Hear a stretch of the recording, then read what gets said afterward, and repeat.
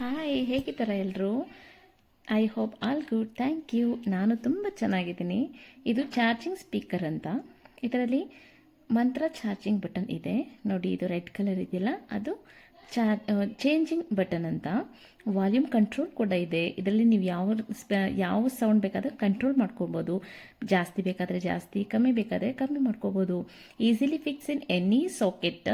Actually ಎಲ್ಲ ಕಡೆನೂ ನೀವು ತೊಗೊಂಡು ಹೋಗ್ಬೋದು. ಮತ್ತು ಇದು ಸ್ಲಿಮ್ ವೆಯ್ಟ್ ಕೂಡ.